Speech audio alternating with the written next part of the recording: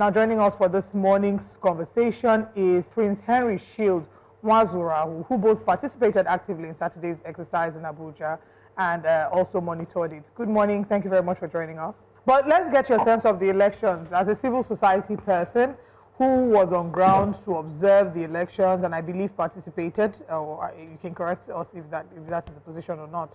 What was your general sense of the election? Would you consider it free and fair? INEC thinks one thing. Civil society organization seems to have pointed out some irregularities in the elections, but let's get your overview of it. Well, my unbiased assessment of the election is that it was compromised right from the first, right from the campaigns when the Minister of FCT started issuing threats. And I take serious exceptions to what you have scrolling, saying APC consolidate power with clean sweep victories. That is us falling for the narrative they are created. The only meaning, the only definition of a clean sweep is when people are allowed to vote and their vote counts. What we saw on Saturday was an opposite of that. So I will urge the media, both the News Central and other media houses, please do not follow the government's narrative. We are not, we are citizens. And if things are done right, nobody will come out to complain. You witnessed the minister threatening people, saying that whoever will not support Tinubu will not be allowed to win. That's in a sane climb. He will resign after that statement. That's a reckless statement. That's a threat. That's a serious threat. What does Wike mean by whoever does not support Tinubu will not be allowed to win? Number one, Wike is not a voter in the FCT. All right? So his statement can either mean one or two things. Either that he has INEC in his pocket, or either that he was ready to do whatever it takes, including compromising the process to declare his own winner. A public official has no right to issue such a threat few hours to an election. And you saw, just the last campaign he had, he told the voters, go and vote and leave the rest to me. So I wonder why the media is saying APC had a clean sweep. What is the definition of a clean sweep? This is us modeling the whole process, modeling the whole experience of people who actually went out to vote. And it is wrong. You cannot say APC had a clean sweep when it was Wike as a minister, not an INEC official, not a voter, moving from one polling unit to the other. See, a whole lot of things happened on Saturday with the movement from one polling unit and the other. A lot were witnessed. A whole lot of things were witnessed. But what is important is why we blame the APC for whatever maneuvering and things that they had to do with the statement that were made by which we caused fear and anxiety amongst voters and residents. We also need to put it on record. Nigerians did not come out to vote. Nigerians did not come out to vote in the FCT. But where do we get these numbers from? There have been like huge numbers reflecting, you know, the dominance of the All Progressives Congress. What would you say? If you say Nigerians didn't come out to vote, where did those 1,212 people or over 1,200 people come from? Well, maybe if the parties who lost decide to take the matter up legally, maybe in the court they will be able to find out what we are saying. What I'm saying is, in fact, there was a particular polling unit situated in the center of estate, so, you know, occupied most likely by the middle class. There were 745 registered voters in that place. 745. The only people who came out to vote were 7. Only 7 people out of 745 came out to vote. You understand? Yes. And there were so many other polling units that there was no single person. You will see the INEC officials, the security agencies just sitting down. Some of them were even sleeping. FCT people did not, this had a very low voter turnout. And I don't know whose responsibility this is going to be, whether it's CSOs, whether it's National Orientation Agency, whether it's the INEC, but people need to come out and exercise their civic responsibility. You cannot, a place like FCT should not be ruled by a chairman elected with less than 10% of registered voters. You're right, Prince. You're right, Prince Henry Shield. For example, AMAC had 95% PVC collected, but only 62,861 accredited voters, which is about 7.5% voter turnout. So you have a chairman that is elected on less than 10%, and that's a conversation we need to have. But beyond the statements, which are highly condemnable, and also the movement of the FCT minister on election day, which many have said is undemocratic. He has no capacity to do that, and it sort of influences the turnout of the elections. Let's focus on INEC. How would you rate their outing on Saturday, the conduct of the elections, and also the BVAS and IREV uploading? Would you give INEC a pass mark? Because INEC did come out with a press statement and they gave themselves a pat on the back. They also said there was marked improvement from the last council polls that were held 4 years ago with improved voter turnout. How would you rate INEC's performance of Saturday's election? Well, I will say this from what I witnessed in deployment of manpower and electoral materials. INEC did 100%. It was solid. Just one of two places where election materials, voting materials came late. But generally, having an overview of all the deployments and everything, INEC did extremely well. On the issue of results that were uploaded on the IREV and the rest, I think beyond INEC, as a country, we need to sit down and ask questions.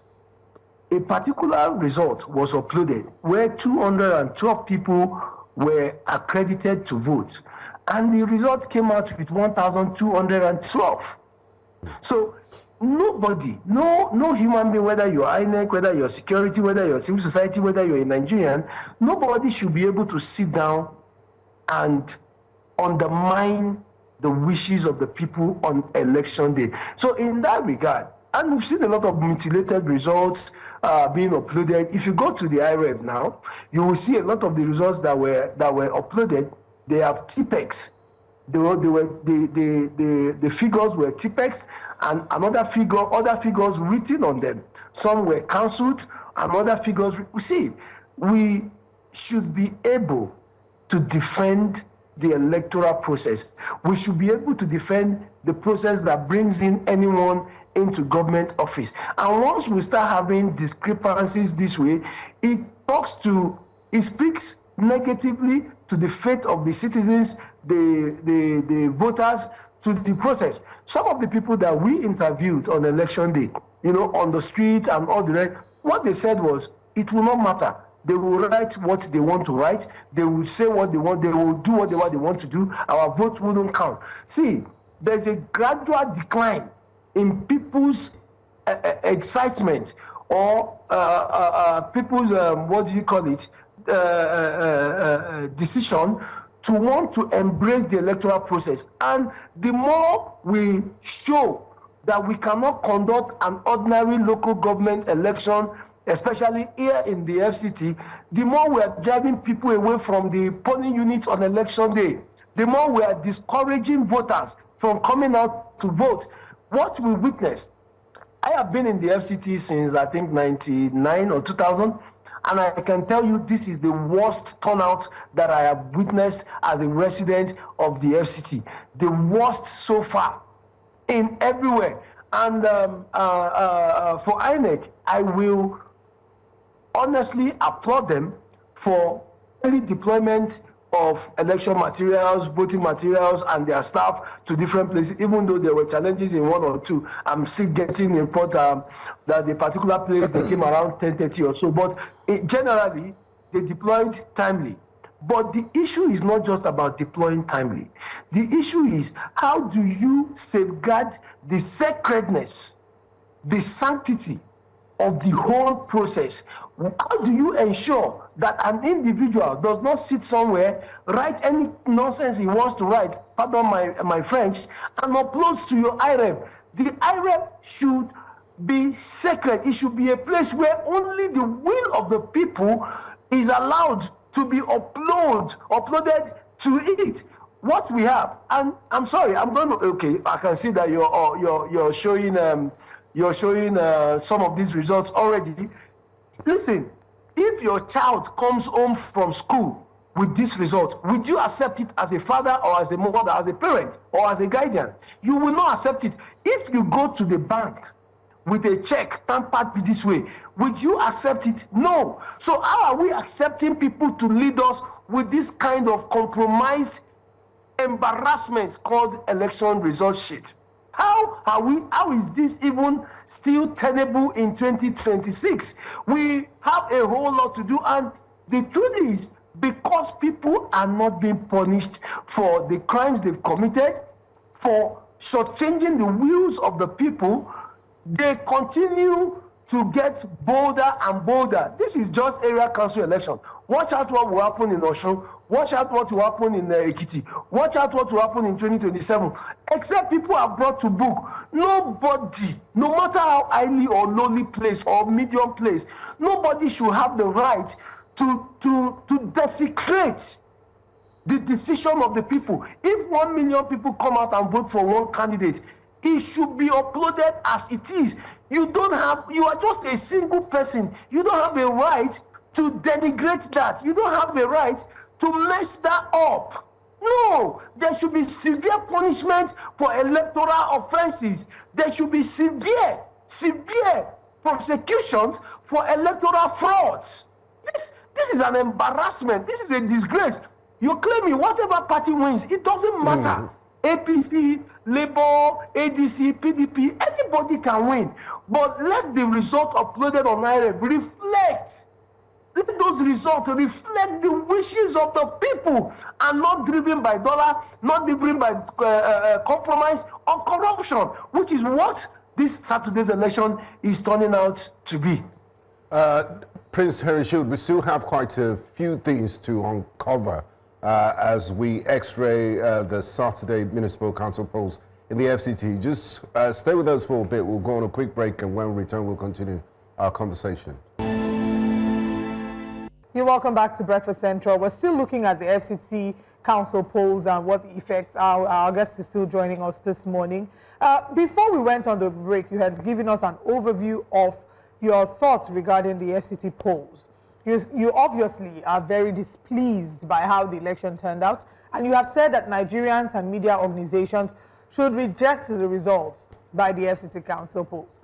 Are you saying that because you genuinely believe that if this is rejected, something else will be done? What do you expect? What desired outcome are you expecting that would scream fairness and equity for Nigerians? Oh, well, it's very simple. I am calling that every infringement, every mutilation should be queried. People should be held accountable. We cannot have a process where people come out of their houses, the few, and we need to speak on this. New Central, please, we need to speak on this. Why did people refuse to come out on Saturday? It was a total shame. It was an embarrassment. Less than 10% of people allegedly came out. Less than 10%. And even the 10% is still doubtful. But that aside, that should be a campaign on its own. People need to come out to participate in this electoral process. They need to come out and vote. You cannot be complaining of 4 years of no water, no light, no road, no schools, insecurity, and on election day, the most important day to make a decision to change that trajectory, you sit back at home, you're watching Netflix. No. Nigerian citizens, maybe we'll have to adopt the policy of a particular country where if you are eligible to vote and you do not come out to vote on election day, you are sanctioned. Maybe we need to do that. People, imagine 685,000, 95,000 voters coming out on Saturday to vote. That would actually show that whoever becomes the chairman carries the mandate of the people of the FCT. What you have now is just a joke. Now that is one side. The other side, anyone who participated in the compromising of result sheet, that's from ECO 8, in anyone who participated in mutilating result, tipexing result, cancelling result, and rewriting them should be held accountable. This is not too much. If you don't do this, you will keep pursuing more people from the polling units on election day. If people see that, oh, this is what you are doing, or you are writing results as you want, you are doing it, why should I come and participate? Why should I come and waste my time? So it's a two-pronged approach. We need to hold those who are desecrating the electoral process accountable, and we also need to engage in more advocacy to have people come out on election day. What I saw on Saturday was a shame, a total shame. The total number of people who came out to vote in the FCT was abysmal. So I want to say, because a few people that were interviewed said, oh, they've already decided who they want to give it to. Why will we declare curfew a day before? Is it the first time we're having what do you call it, election in the FCT? Why will he declare even presidential election? It is midnight, they used to declare curfew. Why did he declare it? Is it because they want to move money? Is it because they want to move electoral material? A lot of people said different things on camera. A lot of people, you understand that they will not come out, they will not be part of the charade, they will not come out and say this and that. So on the part of government needs to be more responsible in holding that public office and discharging its duties. But INEC needs to bring out the people that uploaded those embarrassing results. That is where I stand, okay. And that is where we are going to stand. We are going to write to INEC, we are going to appeal, we are going to also, if we need to petition security agencies, we will do it. Nobody, I keep insisting, the only thing that makes you a citizen is the fact that your voter's card carries power. The moment this power is taken by some criminal or some fraudster who sits down in the corner of his house, I'm sorry, line has gone, who sits down in the corner of his house and decides results. Right, then, right. There's no need for the election. Just to mention, earlier when you were speaking about some of the possible outcomes that you expect that would determine a free and fair election. You spoke to something that signaled compulsory voting, which they had attempted to include in our electoral amendment, but fortunately or unfortunately was kicked out. How well do you think that compulsory voting will fare in Nigeria if introduced into our electoral system? Do you think that that would really be, first of all, a solution to our voter apathy? Two, do you genuinely think that it would fly in a country like Nigeria? Recall that Nigeria has different systems, different governing and electoral systems from all the other countries that have passed compulsory voting. So do you genuinely believe it will work here in Nigeria? For me, the laws that we have, they are not bad per se, right? I think it is the implementation that is problematic, all right? We cannot have a situation where a few individuals would decide for millions on who becomes their leaders. You get the point I'm trying to raise. We cannot have a situation where maybe somebody sits down maybe as a minister or as a governor or as a president and decides to take away the only power that the citizen has. Listen, a government can decide to mess up for 4 years during their tenures. It's okay, no problem. The only saving grace every citizen on this planet Earth has is that you wait for them on election day. You wait for these people on election day. So the moment they take away your power to elect leaders on election day, you are no longer citizens. What they've turned you to is a slave. I'm sorry, that's the analogy that I see. Because if I cannot decide who leads me, if my vote does not count on election day, I am not a citizen. I'm simply a slave pretending to be a citizen. Okay, what power do I have? It means the government can come in today and bring in different policies that it sticks, which destroys my life personally as a citizen and as a taxpayer. And on that day, when it is time for me to mobilize people and say, okay, we don't want this government, let's try another government. And this government is insisting that whether you like it or not, it is me that must continue. That is no longer a democracy. Absolutely not. So that power of the voter's card, the power of the citizen needs to be returned back to the citizens. And I am insisting once again, everyone who tampered with the result sheet on Saturday must be prosecuted. Absolutely. Jailed if found culpable. No middle ground, no nothing. If you think you have the right to use a pen and cancel the wishes and the will of Nigerians, the will of thousands of voters, then you should pay the price for it. That is my own honest opinion, and that is my stand.